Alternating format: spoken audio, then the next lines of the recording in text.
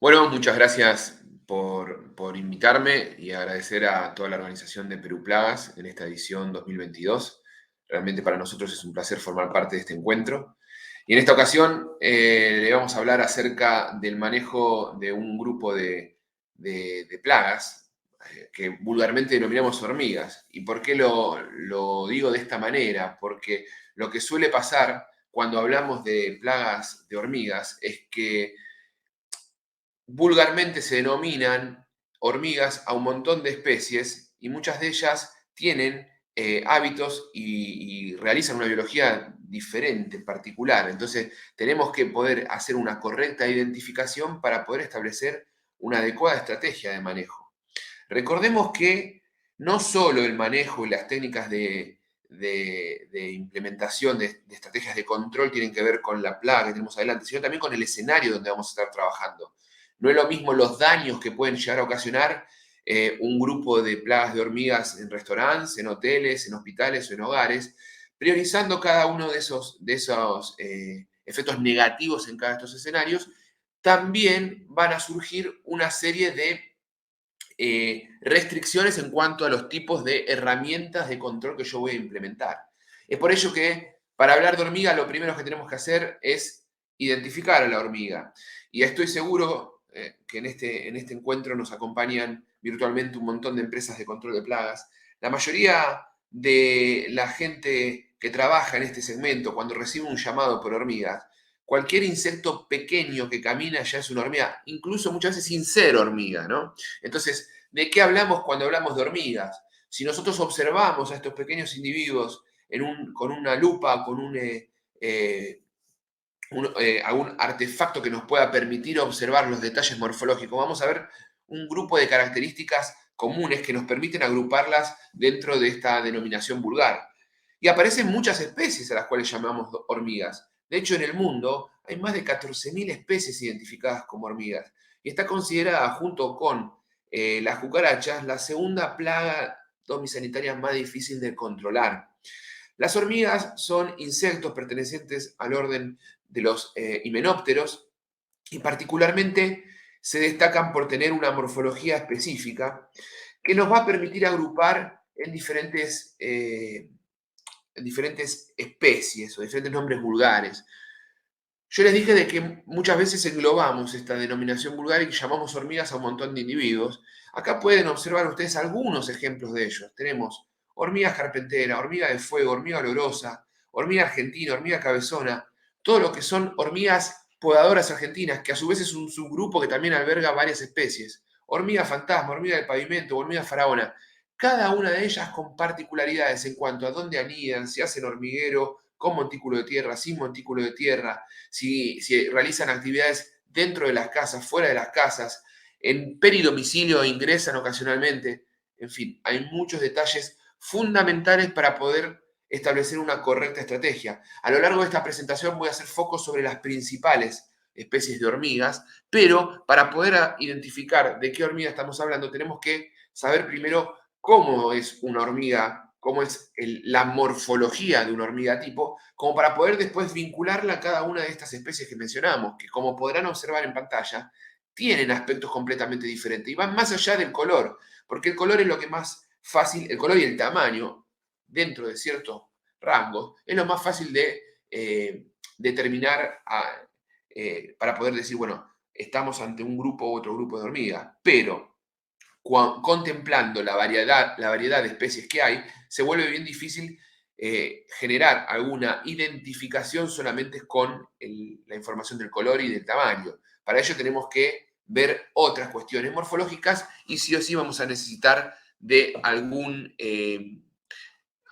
alguna lupa binocular, por lo menos, como para poder observar detalles del tagma cefálico de la cabeza vinculados a las antenas, al aparato bucal, formas de observaciones de cómo se desplazan, si tiene o no presencias de espinas en determinadas partes del cuerpo, independientemente del color y del tamaño, que nos va a ayudar a por lo menos establecer una aproximación a un género. Hoy día existen muchas claves dicotómicas y observando esos pequeños detalles podemos arrimarnos bastante a una determinación taxonómica. Pero ¿cómo es el cuerpo de una hormiga? ¿Por qué es tan importante identificarla? Para poder vincular después a esos aspectos biológicos. Y la morfología tiene un rol clave en esa identificación, que nos va a dar información de los comportamientos, otra cosa que vamos a estar hablando en breve.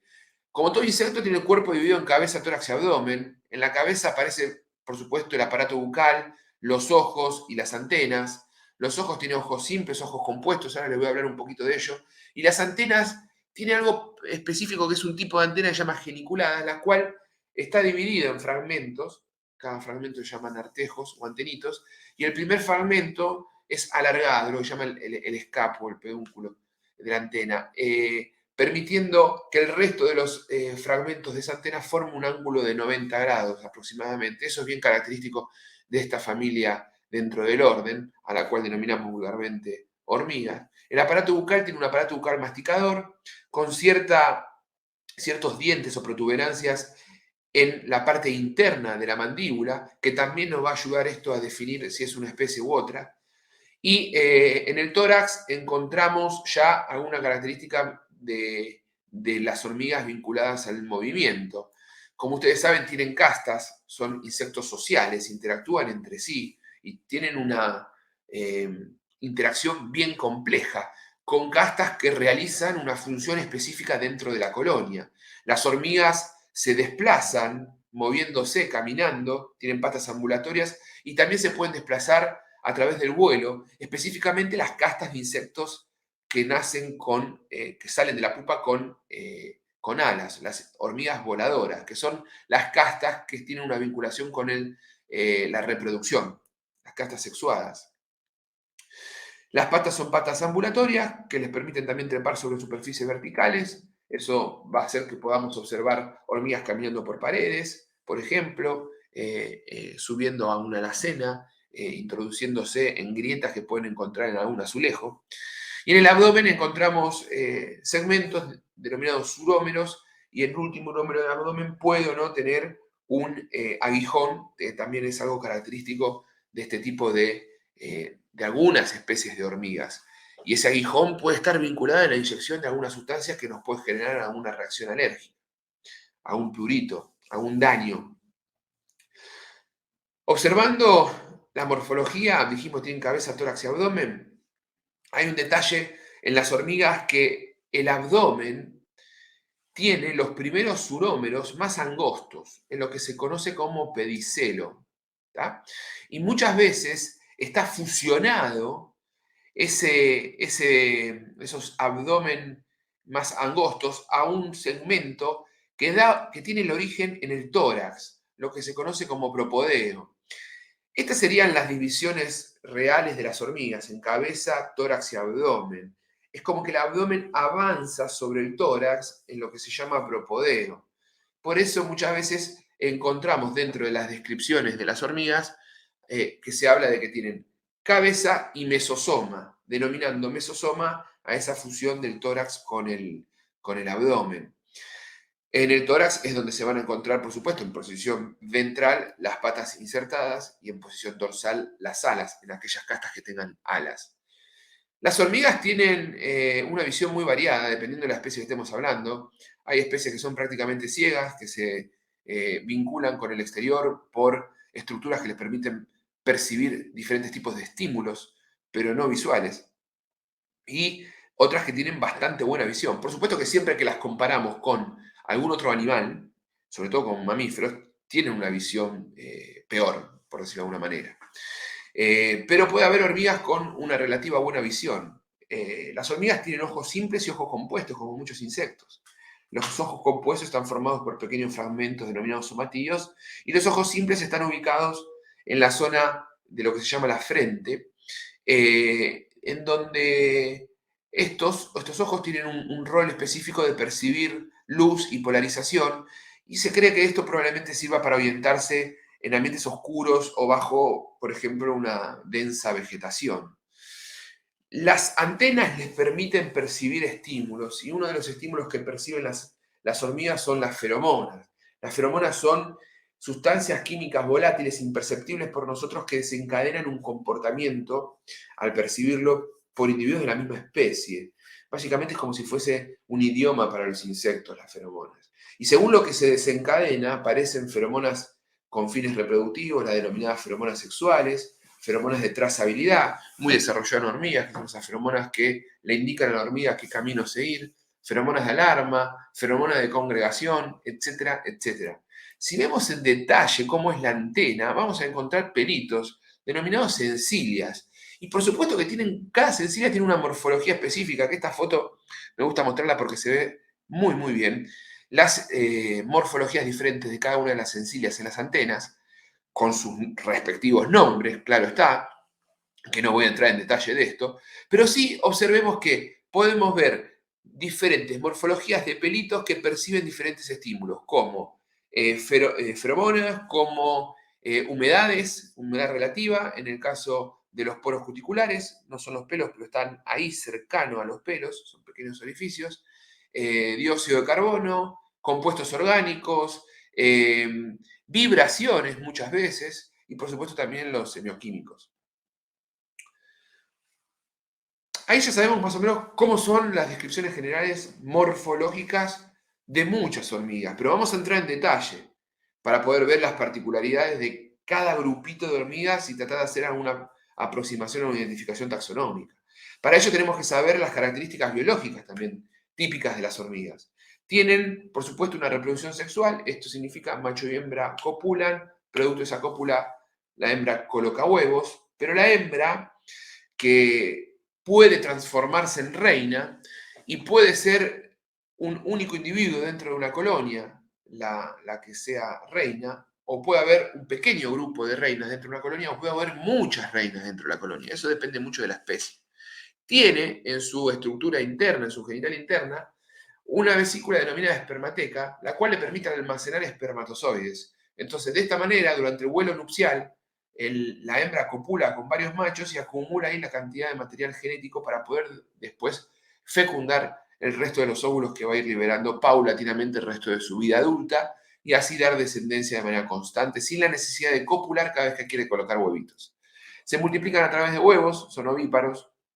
Estos huevos van a estar puestos por las reinas, que muchas veces los cubre con una sustancia coletérica que les permiten formar una especie de racimos de huevos para que las obreras encargadas de cuidar esos huevos hasta que nacen las larvas las puedan movilizar de a grupos de huevos y realizan una metamorfosis completa. Son especies denominadas holometablos, esto significa que tienen huevos, distintos estadios larvales, normalmente son 3 estadios larvales, un estadio de pupa y el estadio de adulto. Todos los estadios juveniles y la pupa se van a encontrar dentro del hormiguero del nido.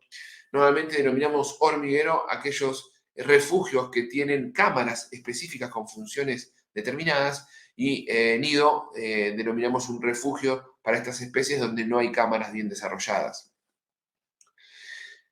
Dicho estas generalidades, empezamos con las particularidades y nos metemos de lleno con hormiga carpintera, que acá también abrimos otra puerta, ¿no? Porque hablamos de hormiga carpintera y es otra denominación vulgar de muchas especies, pero a diferencia de lo que dijimos en general de las hormigas, cuando hablamos de hormigas carpintera y nos referimos a diferentes especies del género Camponotus, la mayoría tienen más o menos el mismo ciclo de vida y los mismos hábitos, por lo cual las estrategias de manejo pueden ser similares en el momento de implementarse.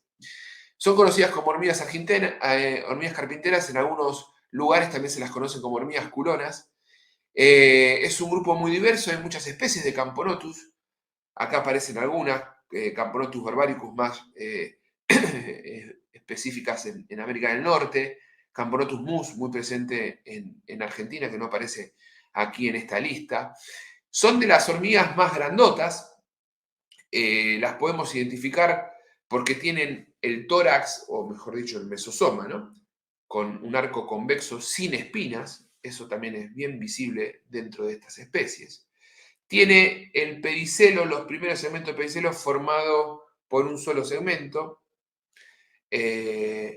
Si agarramos y observamos la antena en una lupa, vamos a contar que tienen 12 fragmentos, 12 artejos en la antena. Esto es característico de esta especie. Y cuando vemos la zona donde están insertadas las antenas, está por encima del clipio, que es la parte de la tapita del aparato bucal. Y en las mandíbulas tienen de 4 a 6 dientes internos o protuberancias que también son visibles en lupa. Esto hace que estemos hablando de una especie dentro del género Camponotus. Dijimos que son de las más grandes, el color puede variar desde un color rojizo hacia un color negro, teniendo también pilosidad en el abdomen, dando ese aspecto como la imagen que se ve aquí abajo, un abdomen dorado casi. Las formas reproductivas siempre son negras, un poco más grandes que las obreras. Son especies polimórficas, esto significa de que puede haber pequeña diferencia de tamaños entre obreras. Cuando dijimos que son grandes, estamos hablando cerca de 1 centímetro. Y normalmente las obreras más pequeñas son la primera camada que genera la reina, lo que llaman las obreras minor. La reina es mucho más grande que el resto de las obreras. Puede haber varias reinas en las colonias de Camponotus. Son insectos sociales, recordemos, por ende viven en colonias. En algún momento tuvieron alas, pero después cuando se transformaron en reina, después de que copularon, una vez que empezó a querer colocar huevos y a tener la posibilidad de dar descendencia, se corta las alas, se desprende de las alas y pasa a ser una hormiga áptera. Las encontramos dentro de los nidos, pueden colocar mucha cantidad de huevos y hay varias reinas por hormiguero, o por nido, mejor dicho.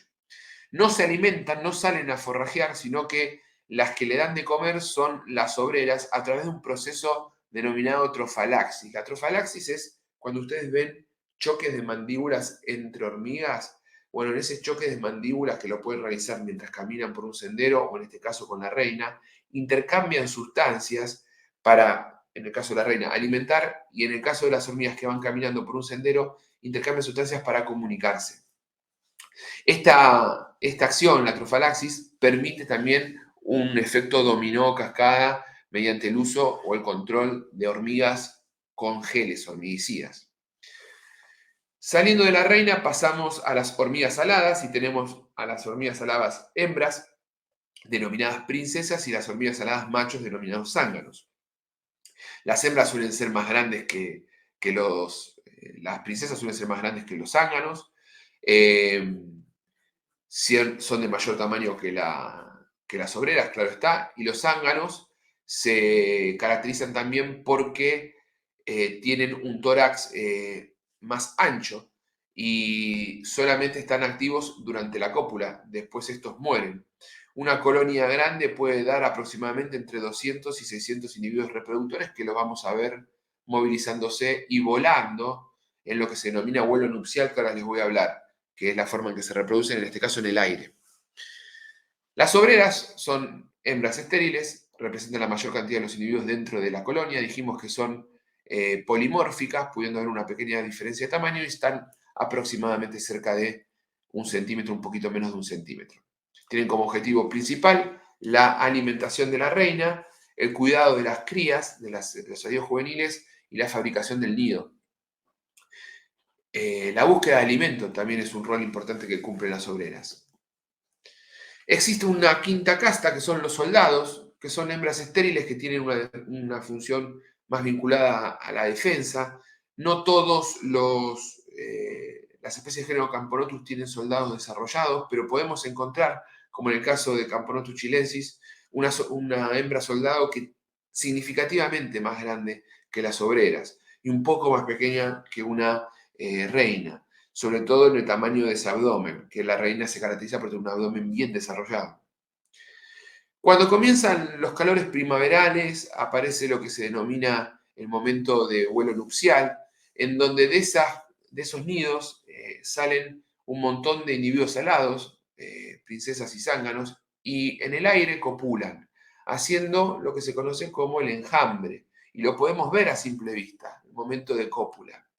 El macho no se alimenta, tiene solo la función reproductiva que cumplir, y una vez que copula se muere. Una vez que la hembra fue copulada, tiene como objetivo fundamental buscar un lugar para hacer un nuevo nido, aborta sus alas, corta sus alas y genera ahí una primera puesta de huevos, de los cuales va a cuidar, alimenta mediante trofalaxia a esas larvas que llegan adultas. Es por eso que como la forma de alimentarse de esas larvas es solamente proveyéndoles alimento la reina, esas obreras son de menor tamaño y es lo que se conoce como obreras minor, y son las que después van a profundizar el crecimiento de ese nido y también alimentar a la reina para poder crecer como colonia. A partir de ahí, las siguientes camadas de hormigas van a tener un tamaño mayor. Se alimentan mediante trofalaxia, sobre todo de obreras a reinas, en algunas castas, también a soldados las alimentan por trofalaxia. Y la característica particular de estas especies es que tenemos dos tipos de nidos. Camponotus siempre tiene dos tipos de nidos: nidos parentales y nidos satélites. Los nidos satélites pueden estar distanciados hasta 500 metros a la redonda de los nidos parentales. En los nidos parentales van a estar las reinas con los huevos y los primeros estadios larvales. Y en los nidos satélites van a estar las larvas a punto de empupar y muchas obreras. Si nosotros encontramos nidos, como pueden ser en una leñera, en troncos con cierto grado de descomposición, de podredumbre, de madera blanda, bajo techos, bajo las tejas, en las zonas específicas de los techos donde se acumulan agua y pueden producir problemas de humedad, son lugares muy propicios para que proliferen este tipo de hormigas. Son las zonas que tenemos que inspeccionar para detectarlas y sabemos, una vez que detectamos esos nidos, de qué manera tenemos que controlarlo, porque si no encontramos reinas en ese lugar, sepan que están proveyendo de nuevas obreras desde otros nidos parentales. Entonces tenemos que ubicar los nidos satélites y los nidos parentales, complementando las acciones de control con cerramientos y exclusión para evitar que sigan viniendo hormigas.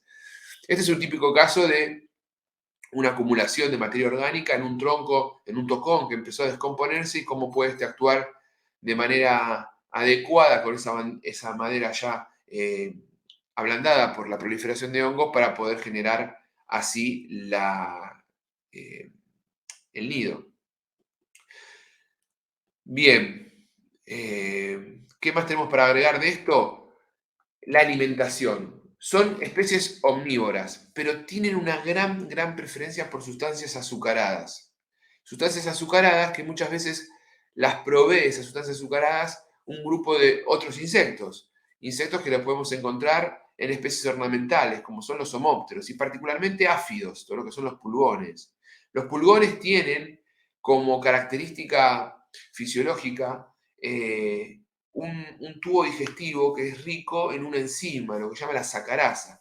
La sacarasa es una enzima que divide a la sacarosa que ingieren de la savia vegetal en glucosa y fructosa. Esta división hace que solamente los pulgones se alimenten nutritivamente de la fructosa y la glucosa la excretan, generando así una gran cantidad de deyecciones de un material no absorbido, o sea, dulce, con alto contenido de azúcares. Eso le gusta mucho a muchas hormigas, y específicamente a la especie del género Camponotus, al punto tal que se las denomina vulgarmente en algunos casos hormigas ordeñadoras, porque tienen la capacidad de alimentarse los pulgones ante un problema de lluvia o de amenaza, retiran los pulgones, los llevan al nido y después lo vuelven a colocar cuando pasa esa amenaza climática en ese mismo lugar para que éste le siga dando alimento. Entonces, inspeccionemos, detectemos zonas donde hay madera blanda, madera húmeda o en estado de putrefacción, que ahí va a generar un lugar de proliferación de estas hormigas, porque el daño es por la creación de los nidos. Se llaman hormigas carpinteras, pero no comen madera, sino que utilizan madera para hacer un daño específico. Daño que lo podemos observar, este daño estructural, porque se ve en esos lugares donde proliferan estas hormigas, cadáveres de hormigas y también restos de viruta como si fuese acerrín. ¿Cómo encontramos los nidos? Bueno, seguimos a las hormigas. Son hormigas que se mueven y se desplazan mediante senderos, mediante caminos. Y van a haber dos caminos, digamos. Una hormiga va a ir hacia un lugar y hacia otro. La hormiga que tiene esas marcas en el abdomen va hacia el nido y eso refleja de que está llena de alimento. Cuando esas marcas, esos flejes, no están bien marcados, es porque está yendo hacia la fuente alimenticia, no hacia el nido. Una vez que identificamos cuál hormiga va al nido y cuál va a la fuente alimenticia, es solo una cuestión de seguirlas para poder encontrar el nido. Y con el control cultural que complementa el tratamiento químico, nos tenemos que concentrar en todo lo que es podas de árboles, retirar árboles muertos, Tratar de ubicar los nidos parentales, por supuesto, alejar leñera de las construcciones, reparar techos dañados, resolver problemas de humedad, los cuales van a generar que la madera de los techos se vuelvan más blandas y que sea más propicia para que estas hormigas generen nido, y eliminar así vías de ingreso. Cuando estamos inspeccionando techos, por ejemplo, techos con tejas, y tenemos que levantar las tejas y encontramos de repente un nido de hormigas, tenemos que estar preparados para una reacción rápida ante esa detección, porque cuando nosotros levantamos las tejas, las hormigas van a empezar rápidamente a escaparse del lugar. El hecho de ir con alguna herramienta de control físico, como puede ser una aspiradora, es fundamental para poder hacer un buen control y de remoción física. Y en cuanto a los tratamientos, en lugares donde hay áfidos, que son fuente de alimento para las especies de Camponotus, podemos hacer controles de pulgones, claro está. En los lugares donde encontramos los nidos podemos aplicar diferentes tipos de insecticidas y hay diferentes familias, dependiendo cuál sea el escenario, vamos a elegir una por sobre otra. Pero hay productos piretroides de muy buen accionar, productos carbamatos también, fenilpirazoles, ácido bórico. Recuerden que siempre el producto tiene que estar aprobado como domisanitario y tiene que tener certificado que avale esta aprobación por parte del organismo en cada uno de los países. Y así como hay distintos ingredientes activos, también hay distintos tipos de formulados. Si queremos más residualidad, nos volcamos hacia los polvos mojables, hacia los floables. Si queremos algo de menor residualidad y más volteo, un efecto más rápido, nos referimos más a concentrados emulsionables. ¿Se puede utilizar geles para Camponotus? Se puede utilizar, no son tan efectivos porque tiene un hábito bastante externo Camponotus y los geles en el exterior se aprovechan más en el interior, por decirlo de alguna manera. Algunos ejemplos de técnicas de exclusión: a veces los cables son verdaderas autopistas de hormigas, grietas, aspiradoras que permiten remoción física. Y eso sería algunas de las estrategias para poder implementar en lo que es manejo de Camponotus. ¿Qué pasa con otro grupo de especies como las hormigas coloradas, hormigas de fuego? Son mucho más pequeñas y estamos hablando de especies pertenecientes al género Solenopsis. ¿Cómo identificamos Solenopsis? En el abdomen del mesosoma tiene los primeros urómeros angostos y tiene dos protuberancias. Son especies sin espinas. Recordemos que las especies que tienen espinas en el tórax o en la cabeza son hormigas podadoras que cortan hojas para alimentar un hongo del cual después se van a alimentar. No son hormigas de interior. Y otra característica de esta hormiga, que de ahí viene el nombre vulgar de hormiga de fuego, es que tiene un aguijón.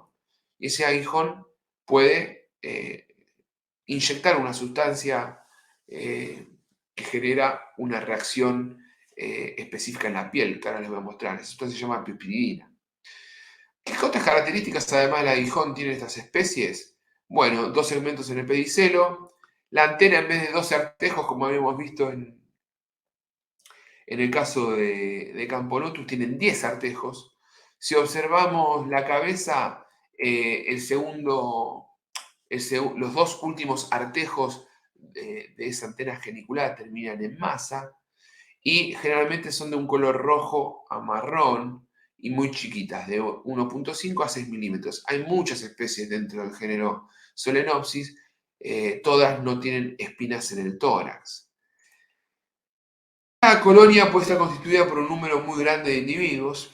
Son especies polimórficas, por lo cual podemos encontrar diferentes morfologías de obrera. Hay colonias que pueden tener hasta 80.000 o 250.000 hormigas por colonias. Y nosotros las podemos clasificar en dos tipos de colonias. Aquellas colonias que tienen una sola reina, llamadas monogínicas, y aquellas colonias que tienen más de una reina, llamadas poligínicas. Normalmente las monogínicas son especies muy territoriales, como Solenopsis geminata, y las especies poligínicas, que pueden incluso tener un número de reinas mayor a 100, son medianamente territoriales, como Solenopsis invicta. Solenopsis forma montículos de tierra en el hormiguero, tiende a buscar estos hormigueros, a generarlos en zonas donde hay alguna estructura sólida, como puede ser un cordón, roca. Ese montículo de tierra, para que se den una idea, es más o menos como el tamaño de un casco, y ese montículo de tierra refleja la misma cantidad de tierra en profundidad. ¿Cómo son las castas sociales? Las reinas son más grandes. Por supuesto que cada reina va a variar en función de la especie de Solenopsis que tengamos presente. Son especies que en algunos casos pueden vivir hasta 6-7 años. Normalmente las solenopsis que encontramos en Argentina pueden vivir como muchos 2 años. Eh, las castas aladas también son significativamente más grandes que, que las obreras, y las princesas son más grandes que los zánganos. El zángano puede vivir hasta una semana como en estado adulto. Acá vemos obreras polimórficas y la variación de tamaño en la especie de Solenopsis, para que ustedes vean bien cómo pueden cambiar el tamaño en función de ese polimorfismo dentro de las obreras. El objetivo principal de las obreras es fabricación del nido y la alimentación.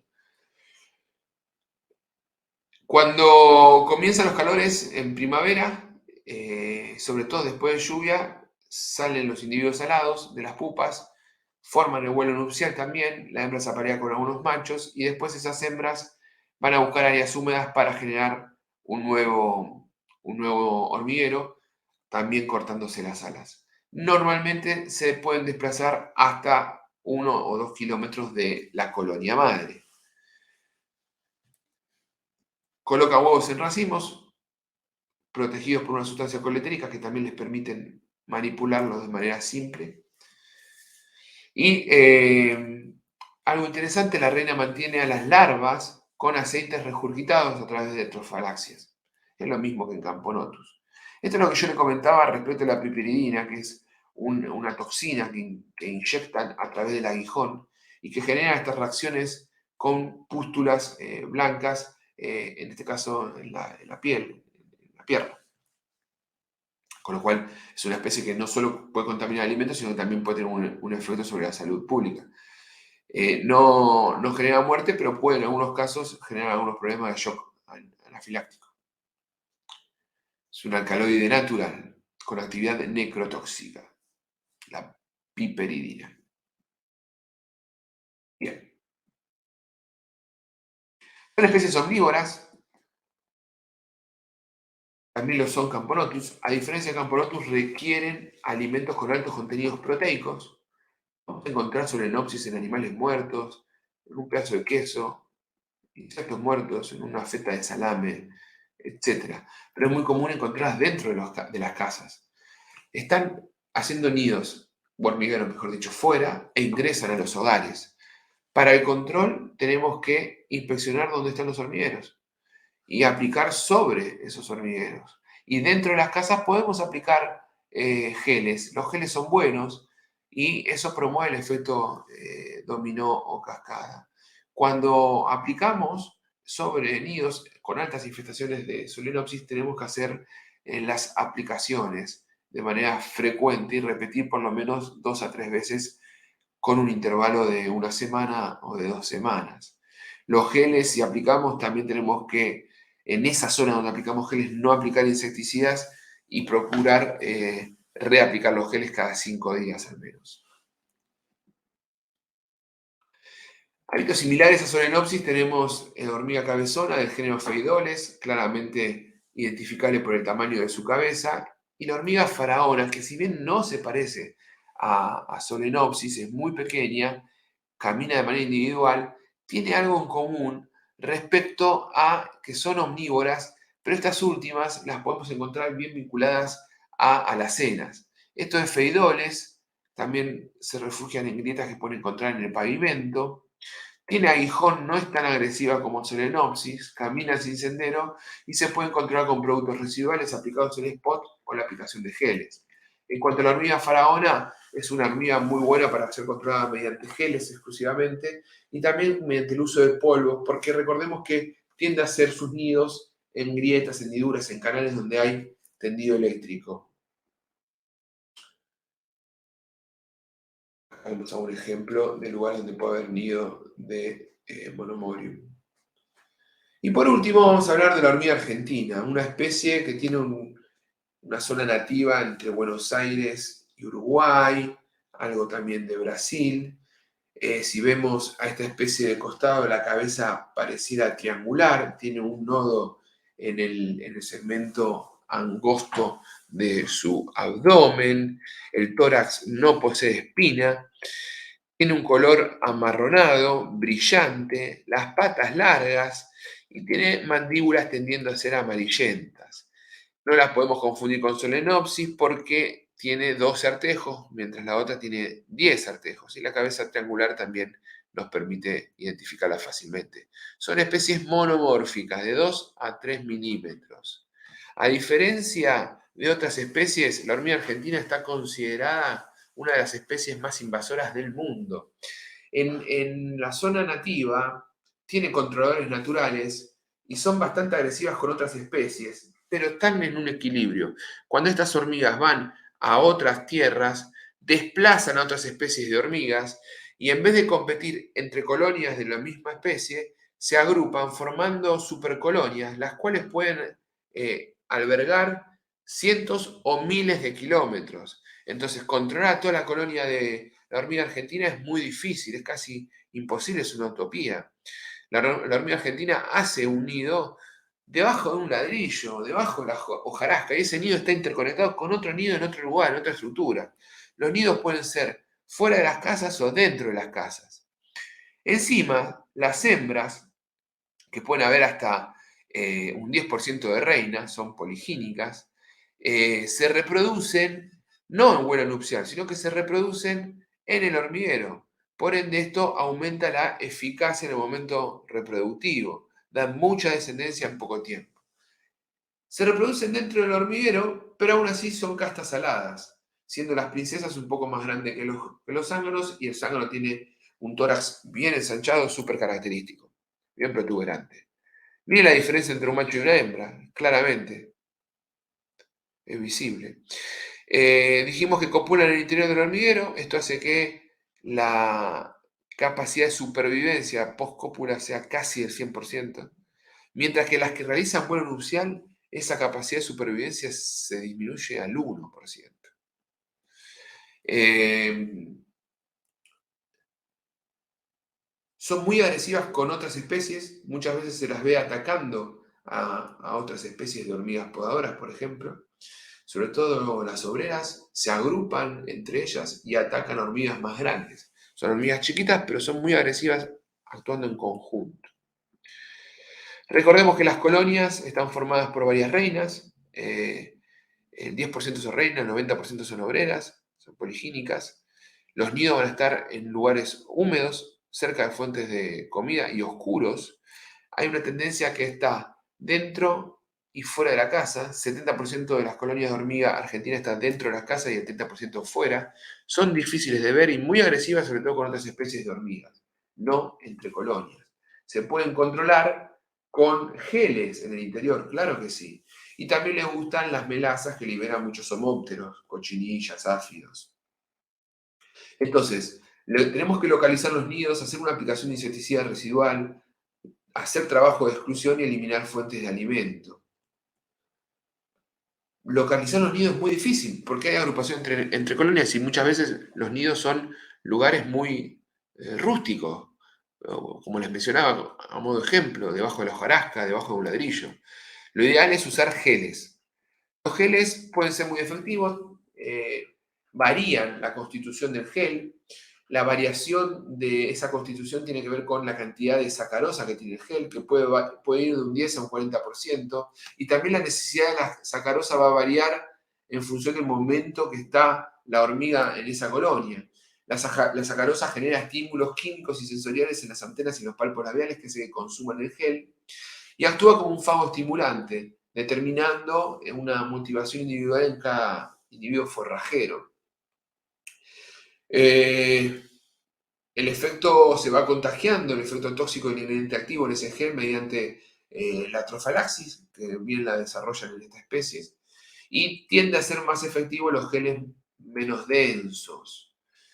Recordemos que cuando colocamos gel tenemos que eliminar fuente de alimento alternativa, colocar en superficies limpias, no aplicarlo en superficies donde se limpia con alta frecuencia porque nos va a remover el gel, aplicar en lugares con temperaturas por debajo de los 38 grados por lo menos, temperaturas por encima de los 40 puede afectar la viscosidad del gel, no contaminar utensilios de cocina y reaplicar en aquellos lugares donde fueron consumidos. De hecho, existen algunas especies de cebaderos para poner el gel también y que las hormigas consuman el gel desde ahí.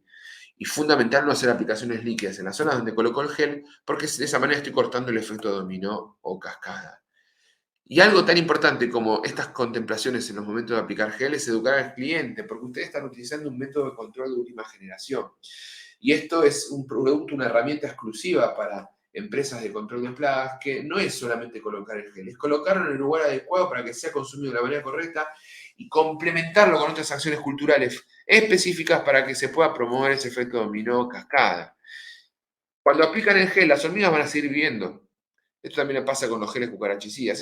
Esto es algo que se lo tienen que transmitir a la gente, porque se van a ir del lugar y las hormigas se van a morir a los pocos días, pero mientras tanto se tiene que dejar a la hormiga viva para que se vaya pasando ese efecto entre hormiga y hormiga mediante la trofalaxia. Por eso es importante involucrar al cliente para transmitirle esta tecnología de producto y que de esta manera el cliente se sienta que está formando parte del servicio.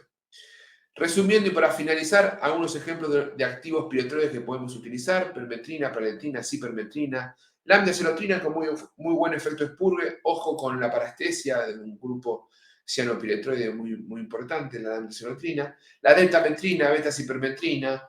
Todos estos lo podemos utilizar según el laboratorio, si viene o no formulado con o sin butóxido piperonilo. Las formulaciones con butóxido piperonilo son un plus para evitar los fenómenos de resistencia, sobre todo resistencia metabólica, y en distintos tipos de formulados, desde aerosoles de descarga total, fumígenos, floables, polvos mojables, concentrados emulsionables o polvos secos.